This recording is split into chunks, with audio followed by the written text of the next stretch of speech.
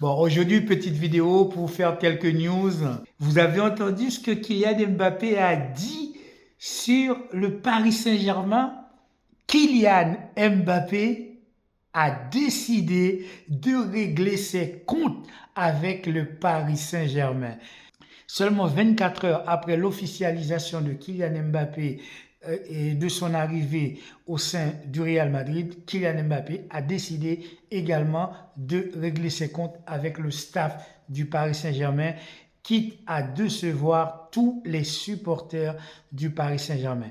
Kylian Mbappé raconte que pour pouvoir prolonger, pour pouvoir l'obliger à prolonger donc son contrat avec le Paris Saint-Germain, on lui a fait comprendre qu'il n'avait pas de solution. Soit il prolonge, soit il s'en va. Sinon, c'était le loft direct. Mais on lui aurait dit ça de manière assez brutale.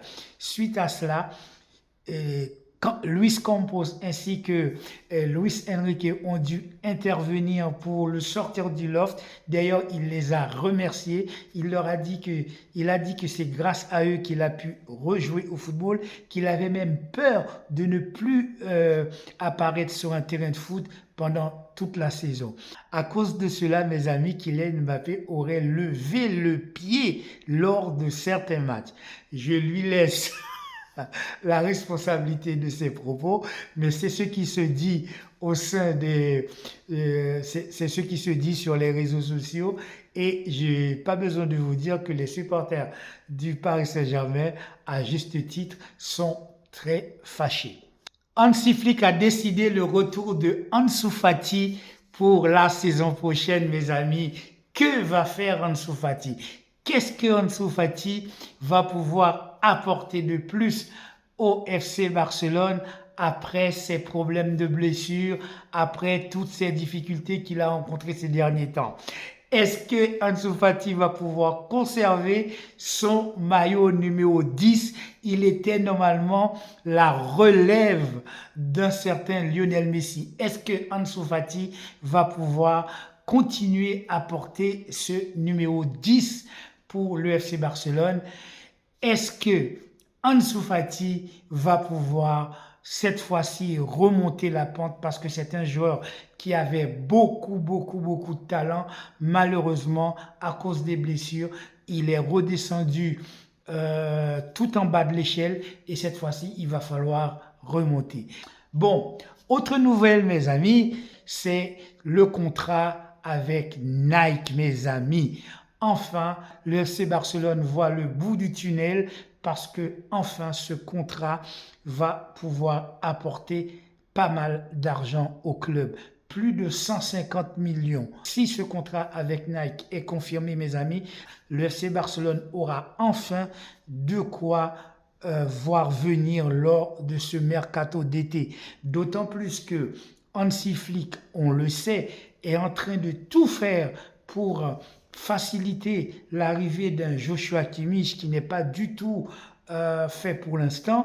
Si le FC Barcelone, comme cela se précise, arrive avec un sponsor comme Nike, ce nouveau contrat pourrait dès maintenant apporter au FC Barcelone la modique somme de 150 à 170 millions d'euros. Je ne vous dis pas, notre mercato pour cet été sera extraordinaire, parce que comme ça, on pourra arrêter de se faire emmerder par le fair play financier et ainsi inscrire les joueurs qu'on n'a pas pu inscrire l'année dernière ou cette année, parce qu'on sait très bien que certains joueurs n'ont pas pu être inscrits, d'autres ont dû le céder leur place, etc.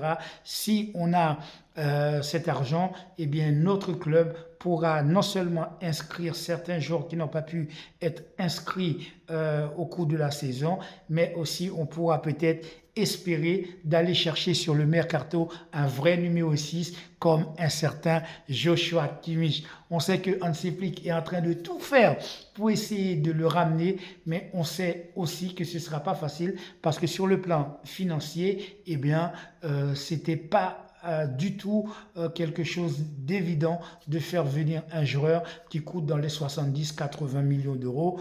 On sait bien qu'on n'avait pas les moyens. Mais si Nike nous permet de pouvoir encaisser 170 millions d'euros, eh bien, ce serait déjà plus plausible de pouvoir espérer de faire venir des joueurs qui coûtent 40, 50, 60, 70 millions d'euros.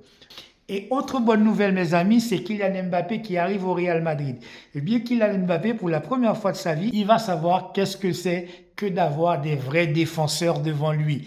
Lorsqu'il aura un Arroyo, lorsqu'il aura un Ramos, lorsqu'il aura un Pau Bassi et d'autres défenseurs très coriaces devant lui, Kylian Mbappé saura ce que c'est que jouer en Liga et ce que c'est que jouer dans des grandes équipes. En tout cas, je lui souhaite bonne chance.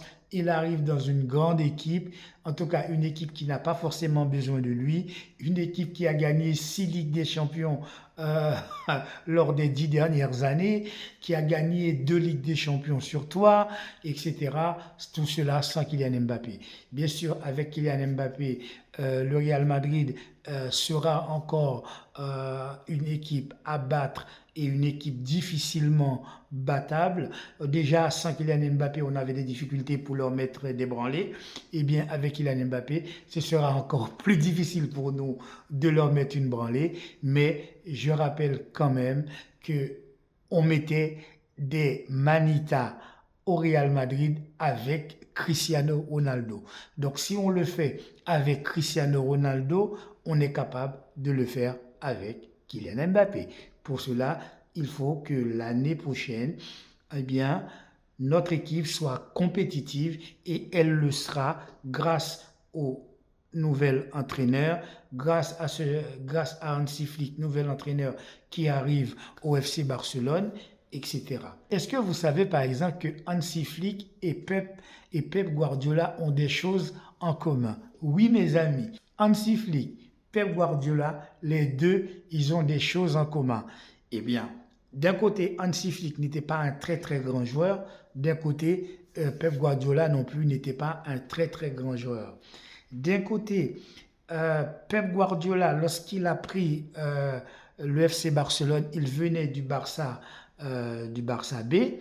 Dès la première année au FC Barcelone, il a gagné un sextuplé. Il a gagné 7 titres dès sa première saison. Bien sûr, il a gagné en 2010-2011 aussi une Ligue des Champions supplémentaire, mais dès sa première année, il a fait un sextuplé. Il était le seul à l'avoir réalisé jusqu'à l'arrivée d'un certain Hansi Flick. Hansi Flick, lorsqu'il est arrivé à la tête de Bayern de Munich aussi, mes amis, a réalisé un sextuplé avec le Bayern de Munich. Et faut-il le rappeler quand même, le fameux 8-2 qu'on a encaissé face au Bayern de Munich, eh bien, c'était Hansi Flick. Tout ceci pour dire, l'année prochaine, eh bien, notre équipe, le FC Barcelone, sera une autre équipe avec un autre visage. Et si, comme je le dis, ça se précise, ça se confirme avec Nike et ces 150 à 170 millions d'euros qui vont arriver dans notre escarcelle, eh bien, notre équipe sera tout à fait compétitive. Voilà, c'est tout pour aujourd'hui. C'était une petite vidéo clin d'œil. C'est tout pour aujourd'hui. N'oubliez pas de commenter, de liker et appuyer sur la petite cloche de notification pour avoir l'ensemble de mes vidéos. Passez une bonne journée, sortez couverts, soyez sages. À très bientôt sur le Carrefoot. Ciao.